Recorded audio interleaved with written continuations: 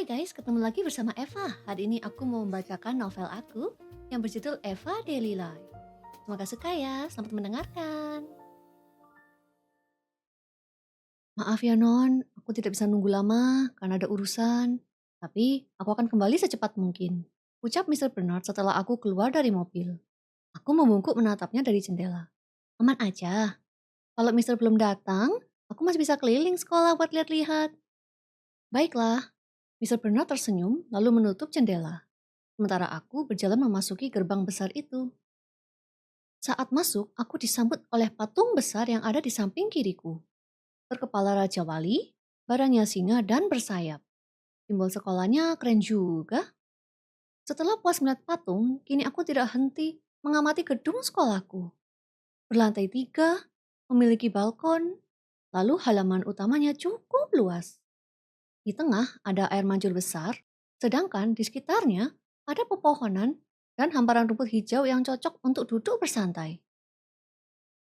Melihat desain sekolah seperti ini membuatku teringat sama serial film barat di televisi. Karena keasikan menjelajah, aku baru sadar kalau banyak yang memperhatikanku dari tadi. Beginilah nasib orang baru, jadi tontonan satu kompleks. Tanpa buang waktu, aku langsung masuk ke gedung. Aku berjalan, menelusuri lorong yang panjang sambil melihat-lihat. Di tembok sebelah kiri ada lemari kaca. Di dalamnya penuh dengan piala.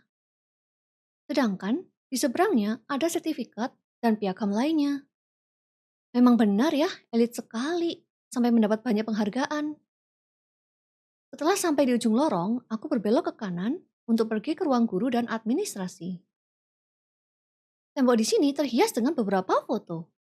Sekilas aku melihat pria bermain biola, wanita menyanyi, dan laki-laki berdiri di panggung sambil membawa buku kecil di tangannya. Apakah ini foto anak-anak yang menang lomba? Pikirku. Karena keasikan melihat lukisan, tidak terasa aku sampai di ujung. Aku melihat ada banyak pintu di sepanjang jalan ini. Namun, ruang administrasi sangat mudah, karena terletak di barisan pertama dan ada papan namanya. Aku mendekati ruangan yang berkaca kecil itu. Aku melihat wanita dengan rambut coklat muda sedang bekerja di dalam. Dan rupanya, dia sangat sibuk merapikan dokumen hingga tidak menyadari kehadiranku. Tak tak tak, permisi, kataku sambil mengetuk kaca dengan ringan. Wanita itu menghentikan aktivitasnya dan berpaling padaku sambil mengangkat kacamatanya. Iya, pagi, ada apa? Tanya wanita itu sopan. Namaku Eva Hartley. Aku ingin daftar sebagai siswa baru di sini, jelasku. Mendengar namaku, matanya terbuka lebar. Oh, anak baru itu. Ayo masuk saja, katanya sambil membuka pintu. Aku masuk ke dalam. Wanita itu menghampiriku. Hai, namaku Miss Giselle. Aku kepala administrasi yang akan membantumu mengurus pendaftaran hari ini. Apa kamu bawa dokumen dan suratnya? Aku mengeluarkan dokumen dari tas lalu menyerahkan padanya. Miss Giselle menerima lalu membaca sejenak sambil membetulkan kacamatanya. Kamu anaknya Miss Andrea ya? Aku mengangguk pelan. Miss Giselle kenal sama ibuku. Iya kenal. Dulu pernah satu kuliah di jurusan hukum. Jelasnya. Aku mendelik, wah hukum, keren amat. Tapi setelah lulus, aku tidak tahu kabarnya gimana. Apa dia baik-baik saja?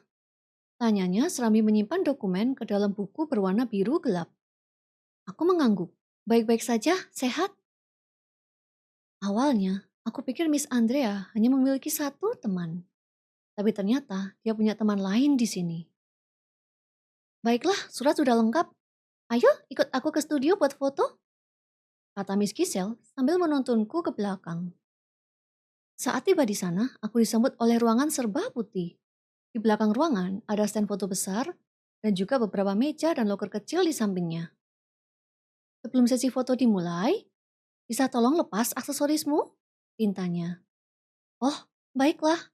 Padahal aku ingin foto dengan kalungku. Aku melepas kalungku dan meletakkan di meja. Setelah itu, aku duduk di kursi yang berhadapan dengan kamera. Siap ya? Ujar Miss Giselle setelah berdiri di balik kamera. Aku mengangguk lalu mengatur posisi dan senyumku. Satu, dua, Sebelum hitungan ketiga, tiba-tiba lampu studio mati, hingga membuat kita terkejut. Miss Giselle mengerang. Ya ampun, lagi-lagi, ujarnya sambil berjalan ke meja kecilnya. Miss Giselle mengangkat teleponnya dan memanggil petugas untuk segera menyalakan lampu cadangan. Setelah itu, dia menutup telepon dan menunggu. Karena suasana saat ini terlalu hening, aku berusaha cari topik. Lampu di sini sering padam. Miss Giselle menggelengkan kepalanya. Sebenarnya tidak. Baru beberapa hari ini, listriknya suka mati. Oh, balasku. Miss Giselle membuka buku dan menulis. Tapi jangan khawatir, matinya tidak lama, paling butuh beberapa menit dan lampu di ruangan langsung menyala. Itu dia, lanjutnya. Ayo kita selesaikan sesi fotonya, katanya lalu berjalan kembali ke belakang kamera. Sesi foto tersebut tidak berlangsung lama, hanya butuh 1 dan 2 kali jepretan saja. Setelah itu, aku bangkit dan mengenakan kalungku lagi. Ini buku dan beberapa baju yang kamu butuhkan untuk sekolah nanti ya, ujar Miss Giselle sambil memberikan tas besar padaku. Sekolah kamu dimulai minggu depan ya? Aku mendelik. Wah, cepat sekali. Sepertinya aku masuk terlalu mepet ya. Baik Miss Giselle, terima kasih. Ujarku sambil menerima tas itu lalu keluar. Saat berjalan balik, aku memeriksa ponsel. Ternyata ada pesan dari Mr. Bernard. Kalau urusannya sudah selesai dan sekarang perjalanan kemari. Jadi aku harus segera keluar. Baru saja aku menyimpan ponselku, tiba-tiba ada panggilan dari Cassidy. Tanpa lama aku segera mengangkatnya.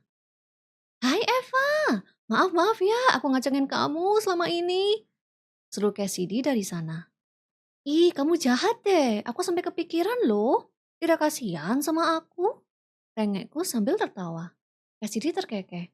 Iya kasihan, makanya aku telepon nih. Jadi gimana, sekolahnya bagus?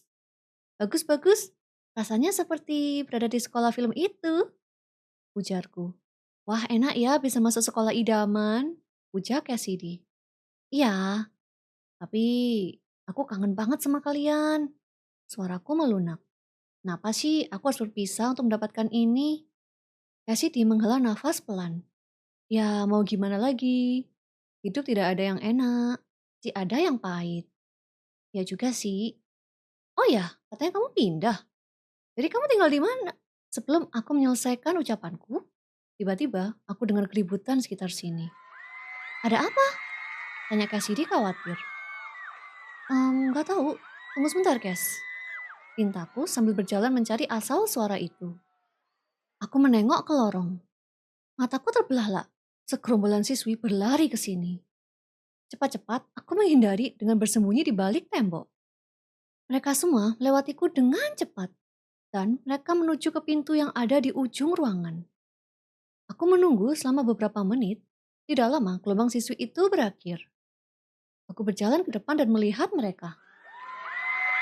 Mereka hanya berdiri di sana sambil melompat-lompat ke girangan. Alisku terpaut. Mereka kenapa? Apa yang mereka ributkan? Melihat tingkahnya, membuatku teringat sama penggemar gila K-pop yang ada di televisi. Aku tersenyum lucu. Memangnya ada artis di sana?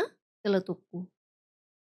Eva, ada apa? Kenapa rame-rame? Tanya Cassidy dari ponselku. Aku baru sadar, belum mematikan telepon. Entahlah, aku tidak tahu. Dan kalau dilihat dari muka mereka, mereka terlihat Ucapanku terputus. Tiba-tiba, seseorang menabrakku dari belakang. Aku terjatuh. Ponselku terlepas dari tanganku.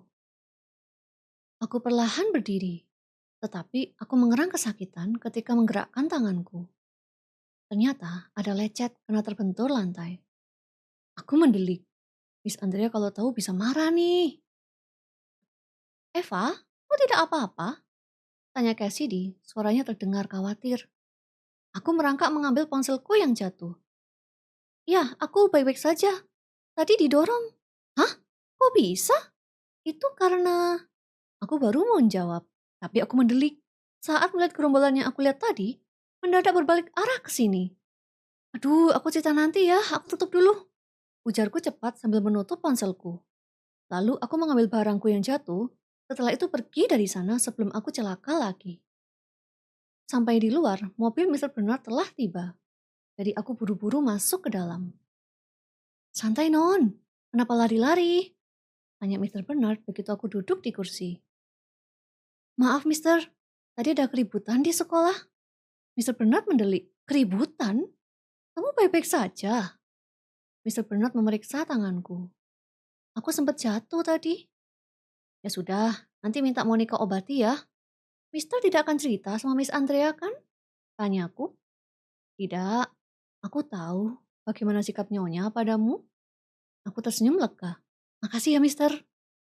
Ya, yuk pakai sabuknya. Pintanya pelan. Aku memasang sabuk. Setelah itu, Mr. Bernard mengemudikan mobilnya meninggalkan sekolah. Gimana? Tanganmu masih sakit? Tanya Mr. Bernard setelah berdiam cukup lama. Aku menggeleng. Tidak, sebenarnya tidak terlalu parah sih.